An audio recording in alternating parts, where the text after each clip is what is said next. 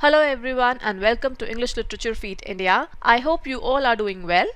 तो आज हम करेंगे the seize of Krishnapur by J.G. Farrell and it's a requested video जिसे रिक्वेस्ट किया था a subscriber who goes by the name Nick Goofy. Nick, if that's your real name, then here is the video for you. I hope you and other viewers will like it. So let's start with the introduction to the novel. Novel पहली दफा 1973 में publish हुआ था जिसे J.G. Farrell ने लिखा है. J.G. का full form James Gordon Farrell. जो ये नॉवल है ये उनका द एम्पायर ट्रिलॉजी का एक पार्ट है जिसके अंदर दो और नॉवेल्स हैं, Troubles and the Singapore Grip. तो first Troubles, the seize of Krishnapur and the Singapore Grip, ये तीनों एम्पायर ट्रिलॉजी फॉर्म करते हैं written by J.G. Farrell. और ये जो एम्पायर ट्रिलॉजी है ये जो ब्रिटिश कॉलोनियल रूल का जो पॉलिटिकल और ह्यूमन कॉन्सिक्वेंसेस थे उनसे डील करती हैं.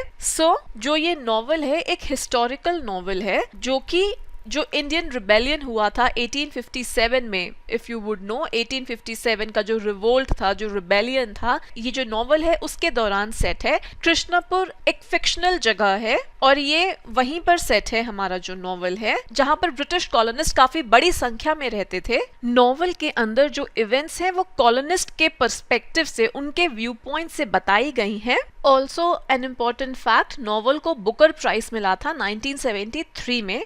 तो let's start with the summary of the text now. जो नॉवल है वो स्टार्ट होता है रिबेलियन से कुछ दिन पहले.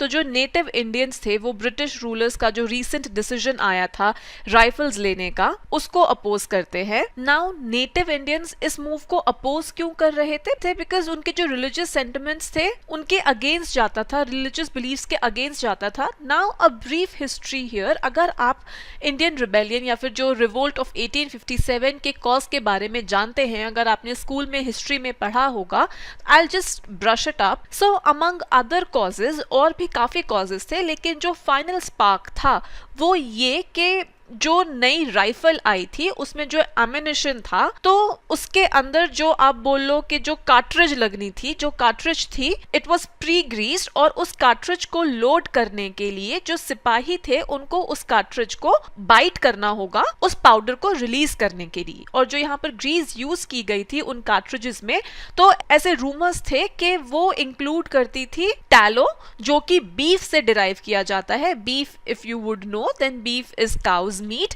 और cow meat is offensive. You know, eating cow meat is offensive to Hindus. Hindu लोग नहीं खाते हैं वो. And also वो जो कार्ट्रिज था उसकी जो ग्रीस थी, it also had lard, जो कि पोर्क से डिराइव की जाती है. पोर्क is pig's meat, और that is offensive to the Muslims. And that is why both Hindus and Muslims, दोनों के जो religious sentiments थे, जो religious beliefs थे, उसके against जाता था ये. तो इसकी वजह से क्या होता है कि जो कृष्णापुर का टाउन होता है वहां पर डिस्कॉर्ड बढ़ना शुरू हो जाता है, डिसेंट बढ़ना शुरू हो जाता है वहां पर. तो अब George Fleury, pronunciation is Flurry not Fleury, तो जॉर्ज फ्लरी और जो उसकी बहन है वो आते हैं इंग्लैंड से, और जो अमीर डनस्टेपल्स हैं उनके साथ घुलना मिलना शुरू करते हैं. अब डनस्टेपल्स की जो बेटी है लोइस, वो जॉर्ज को अच्छी लगती है. जॉर्ज को एक तरीके से अगर कहें तो जॉर्ज को वो पसंद आ जाती है. ये जो फ्लरीज हैं इनके एक और फ्रेंड है मिस्टर हॉपकिंस, जो कि डिस्ट्रिक्ट मैजिस्ट्रेट हैं. एंड ये जो मिस्टर हॉपकिंस हैं, जो डिस्ट्रिक्ट मैजिस्ट्रेट हैं, he is known as the collector. Mister Hopkins की जो वाइफ है वो वापस इंग्लैंड जाने की तैयारी में है.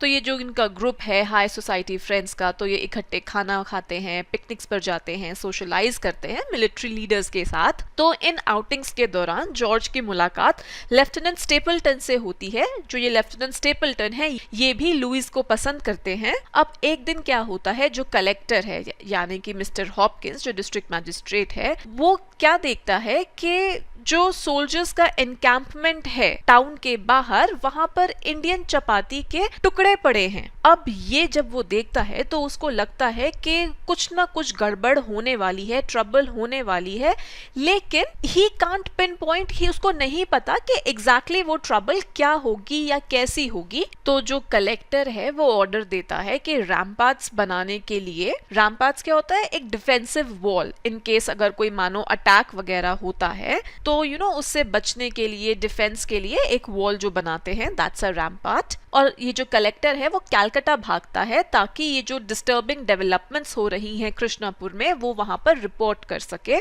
पर जो ऑफिशियल्स हैं वो उसकी बात नहीं सुनते, तो जो कलेक्टर है वो हार मान के वापस कृष्णापुर आ जाता है। फिर थोड़े ही टाइम बाद पास की सिटी में जो जिसका नाम कप्तानगंज है वहां पर एक वायलेंट रिबेलियन होता है जहां पर जो ब्रिटिश फोर्सेस हैं वो हार जाती हैं। अब बिकॉज कृष्णापुर के पास ही था कप्तानगंज, तो कृष्णापुर में जो ब्रिटिश रेजिडेंट्स हैं जो वहां पर रह रहे होते हैं, सोल्जर्स होते हैं और जो बाकी लोग वहां पर होते हैं वो फोर्टिफिकेशंस बनाते हैं, वही वो डिफेंसिव वॉल्स वगैरह वो सब तैयार करते हैं इन केस कोई अटैक वगैरह ऐसा होता है तो, and they take shelter there. तो जब भी रिबेल्स अटैक करते हैं तो ये जो ब्रिटिशर्स हैं वो क्या करते हैं कि वो एक सिपाहियों का ग्रुप भेज देते हैं वहां पर उनसे लड़ने के लिए। और ये जो सिपाहियों का ग्रुप है ना जिनको वो उन रिबेल से लड़ने के लिए भेजते हैं, ये सिपाहियों का ग्रुप भी नेटिव इंडियंस ही हैं जिनको ब्रिटेन पे करता है to serve as soldiers. You would know this fact के ब्रिटिशर्स की तरफ से काफी इंडियंस लड़े हैं। जो वर्ल्ड वॉर्स हुए थे उसमें भी बहुत सारे इंडियंस थे जो ब्रिटिशर्स की तरफ से लड़े थे। अब जैसे जैसे ये सीज बढ़ती है, सीज का क्या मीनिंग है, आई एम सॉरी मैं शुरू में बताना भूल गई। सीज का जो हिंदी मीनिंग है, जो हिंदी वर्ड है वो होता है घेराबंदी। तो घेराबंदी क्या होता है? घेराबंदी एज इन जो एक मिलिट्री ऑपरेशन जहां पर जो एनिमी फोर्सेस है वो एक टाउन को या बिल्डिंग को सराउंड कर लेती हैं, घेर लेती हैं चारों तरफ से, और जो भी एसेंशियल सप्लाईज होते हैं उनको काट देती हैं, उनको बंद कर देती हैं ताकि जो उस घेराबंदी के अंदर लोग हैं या जो कुछ भी है वो सरेंडर करने के लिए मजबूर हो जाए। दैट इज घेराबंदी, दैट इज सीज। तो जैसे जैसे ये वाली जो सीज है वो बढ़ती है तो कृष्णापुर के अंदर जो प्रेशर है और जो उसके रेजिडेंट्स के बीच में जो प्रेशर है वो बढ़ता है। एंड यू नो बिकॉज वो सीज है, इट्स अ घेराबंदी, राइट? तो अब जो थोड़ा बहुत खाना बचा है उसके ऊपर डिसएग्रीमेंट्स होने लगते हैं, लड़ाई झगड़े होने लगते हैं। और लड़ाई झगड़े किन बातों पे होते हैं? क्योंकि वो जो डेड बॉडीज हैं दे आर पाइलिंग अप। अब उनको कैसे डिस्पोज करें, how to get rid of those, right?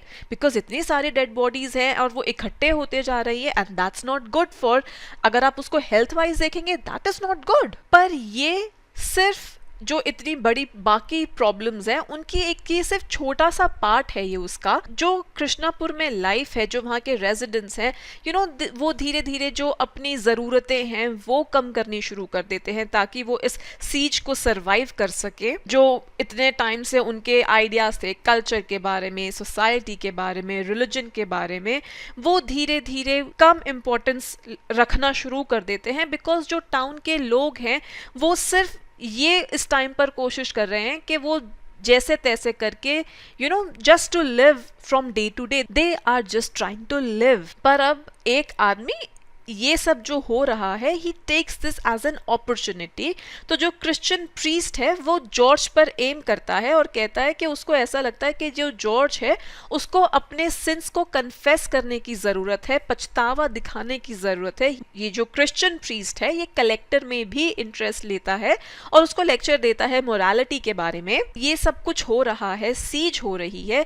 Even in the middle of all that love still blossoms, as in जो जॉर्ज और लुइस हैं दे बिकम क्लोज। और एक यंग आदमी है जिसका नाम हैरी है, ही रिडीम्स अ फॉलन वुमन जिसका नाम लूसी है, जो कि कृष्णापुर में एक चाय की दुकान चलाती है। तो एक दिन एक टी पार्टी के दौरान काफी सारी जो बीटल्स हैं वो अटैक करती हैं लूसी को, और जो हैरी और जॉर्ज है वो ये इंसेक्ट्स हटाते हैं उसकी नेकेड फ्लैश पे से। थोड़े टाइम बाद जो कलेक्टर है, जो ये मिस्टर हॉपकिंस थे, ही फॉल्स इल, वो बीमार हो जाते हैं। एंड जो ये फोर्टिफिकेशंस बनाई थी ये कृष्णापुर के लोगों ने, ये कम होने लगती हैं बिकॉज जो रिबेल्स हैं वो पास आने लगते हैं। अब कलेक्टर को सूझता नहीं है कुछ, तो वो क्या करता है कि वो प्राइम मिनिस्टर को और बाकियों को हॉस्टेज ले लेता है, हॉस्टेज एज इन उनको बंदी बना लेता है, इस उम्मीद में कि जो आगे रिबेल्स हैं वो और अटैक शायद ना करें। लेकिन ही गिव्स अप, जो कलेक्टर है ही गिव्स अप और उनको जाने देता है।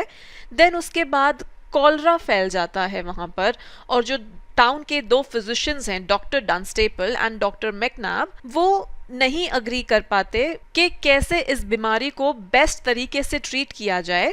तो जो डॉक्टर डनस्टेपल है, because he wants to win the argument, तो वो क्या करता है कि एक वायल होता है, एक छोटी सी जो शीशी होती है, उसके अंदर वो उसको पी जाता है, और वो शीशी में क्या होता है दैट एक कॉलरा विक्टिम ने वो प्रिपेयर किया होता है वो वायल, और वो आर्ग्यूमेंट जीतने के लिए डॉक्टर डनस्टेपल उसको पी जाते हैं. He just gulps that down and that kills him, जिसकी वजह से वो मर जाता है. डॉक्टर डनस्टेपल जो है ही डाइज. तो ऑटम आता है, और जो सिविल सोसाइटी के रूल्स हैं वो इस टाइम तक आते आते, बिकॉज इतना टाइम हो गया है यू नो, एंड वो जो रूल्स होते हैं जब आप एक सिविलाइज सोसाइटी में रह रहे होते हैं, all those rules are being ignored now. जो टाउन के लोग हैं वो एक ऑक्शन होल्ड करते हैं, लेकिन वहां पर एक बिड करने वाला जो आदमी होता है बहुत बेशरम सा, कोई उसके स्क्रूपल्स नहीं होते, कोई मॉरल्स नहीं है, कोई प्रिंसिपल्स नहीं है, और जितने भी वहां पर जो फूड राशन बचा हुआ होता है वो खुद के लिए इकट्ठा कर लेता है वो. फाइनली जो सीज है वो अपने क्लाइमेक्स पर आती है. जो रिबेल्स हैं उन्होंने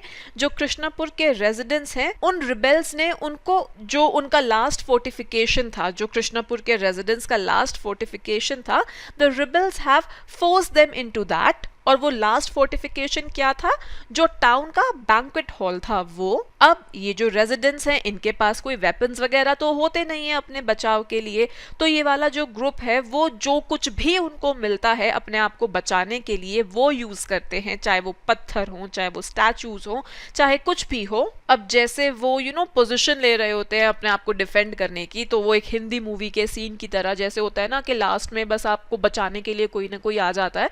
तो यहाँ पर क्या होता है, जो ब्रिटिश आर्मी होती है वो आ जाती है उनको बचाने के लिए. जो ब्रिटिश रेजिडेंट्स हैं कृष्णापुर में उनको बचाने के लिए ब्रिटिश आर्मी आ जाती है, ताकि वो उनको उन रिबेल्स से बचा सके. तो अब काफी सालों बाद जो जॉर्ज है और जो मिस्टर हॉपकिंस हैं वो एक दूसरे से टकराते हैं लंदन में. जॉर्ज को पता चलता है कि जो कलेक्टर है वो बहुत चेंज हो गया है, जो कुछ भी कृष्णापुर में हुआ था उसकी वजह से, और जो उसके विक्टोरियन आइडल्स थे वो हमेशा के लिए चेंज हो गए हैं सीज की वजह से. उस सीज ने उसके जो आइडल्स थे वो हमेशा के लिए चेंज कर दिए हैं. रिमेंबर, ये वाला जो नॉवल है this is written from the point of view of the British colonist, तो वो इंडियंस के लिए सिंपैथेटिक नहीं है. ऑफ कोर्स यहाँ पर जो आपको दिखाएंगे वो उन्हीं का व्यू पॉइंट दिखाया गया है, सो डू नॉट एक्सपेक्ट कि यहाँ पर वो इंडियंस के लिए सिंपैथी कुछ मिल रहा है आपको कि उनको तो बचाने आ गए, they should have died and you feel bad for that. You as Indians feel bad for it, right? Because we have suffered all that.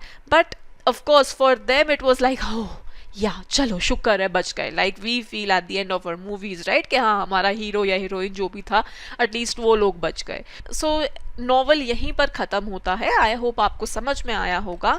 If you like the video then do like and comment on it, and if you new to my channel do not forget to subscribe. You can also follow me on my social media. Thank you so much.